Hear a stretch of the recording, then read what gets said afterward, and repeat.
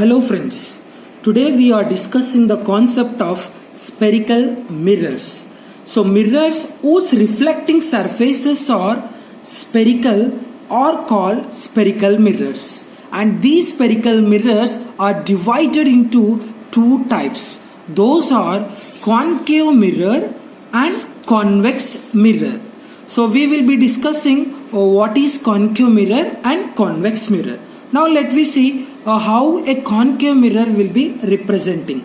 A spherical mirror whose reflecting surface is curved inwards, that is faces towards the sphere, is called concave mirror. Here you see whose reflecting surface, this is the reflecting part and this is the back side of the concave mirror. Okay, so whose reflecting surface is curved inwards, that is faces towards the center of the sphere, is called concave mirror. And what about a convex mirror? A spherical mirror whose reflecting surface is outwards, okay, is called a convex mirror. So this is your convex mirror, and these two mirrors are obtained from your spherical mirror. So this is the back side of the mirror and this is the front side of the mirror, that is reflecting part. Okay, the reflecting part for convex mirror will be present here on right side, and the reflecting part for the concave mirror will be present on the left side.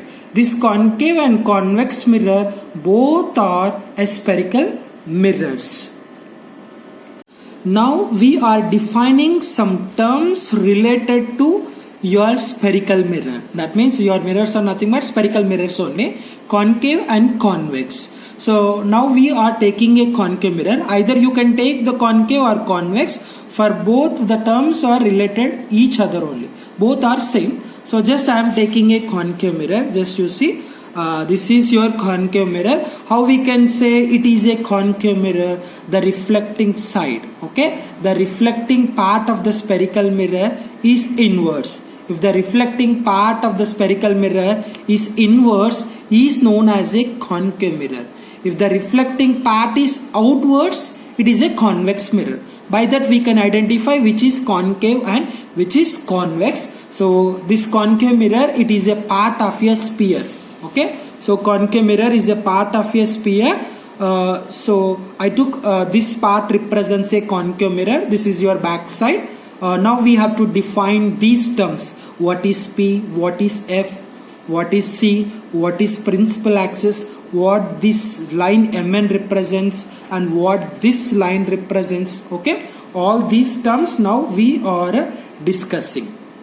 Okay, so now let me start with the first term, that is pole, which is denoted with a letter P. So pole is nothing but the central point of the reflecting surface. Okay, so here you can observe the reflecting surface. The central point of the reflecting surface of a spherical mirror is called the pole. It is the midpoint of the spherical mirror. Okay, so pole is nothing but the midpoint of the spherical mirror. Okay, this is the first term, that is a pole represented with a letter P. So it is the midpoint of your spherical mirror. And next, what is this C? The C is nothing but center of curvature. How we can define this center of curvature?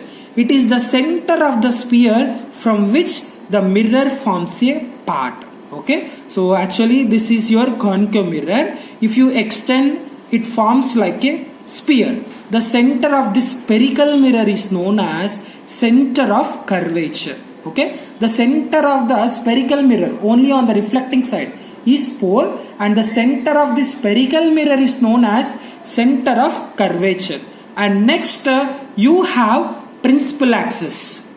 Principal axis defines a straight line passes through center of curvature. Okay, a straight line passes through center of curvature and the pole of a spherical mirror. That is an imaginary line coming from the center of curvature and passes towards the pole, which is known as a principal axis. Okay, now next we will discuss about the principal focus.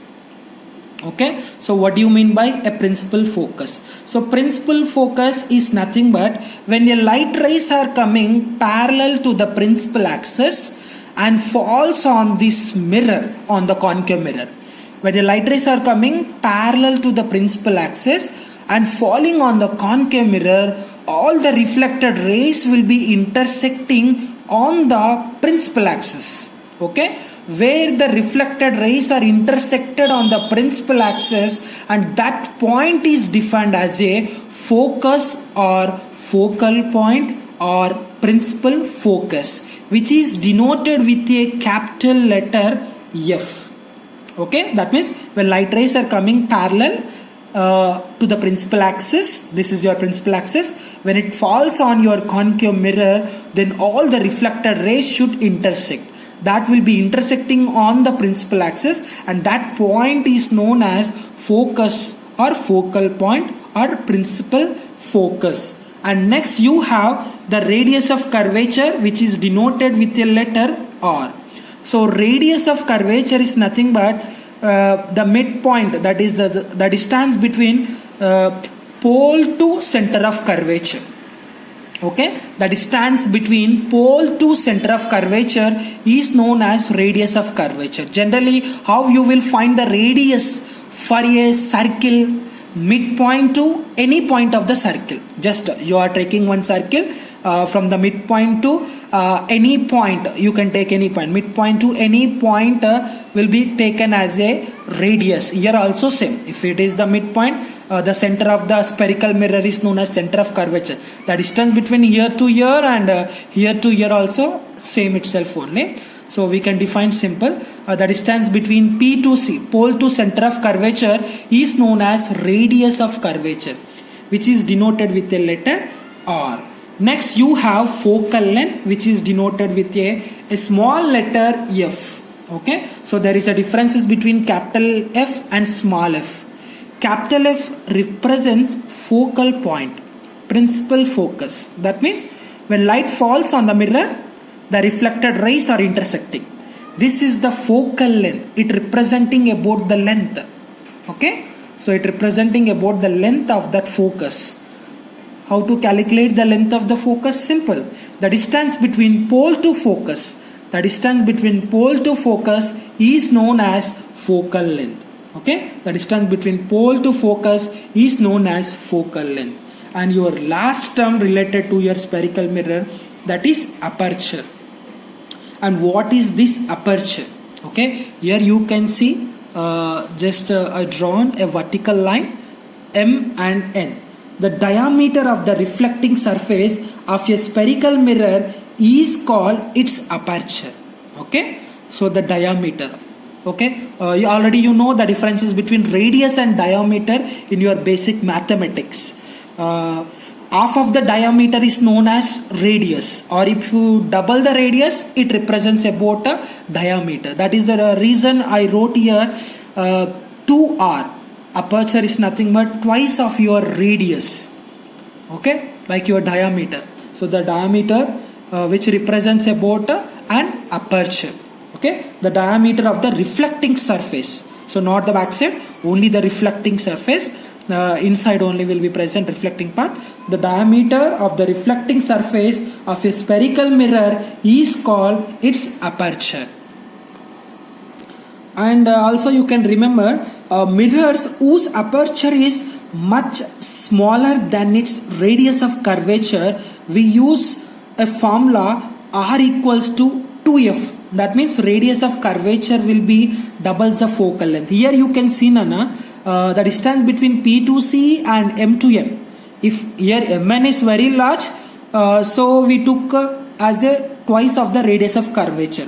For suppose instead of your concave mirror, if it is will be like this, the diameter is less now. This time aperture is less. This is also curved. You can see I represented like a C shape itself only. But here you can see now the distance between M and N is decreased. At that time the radius of curvature will be double the focal length.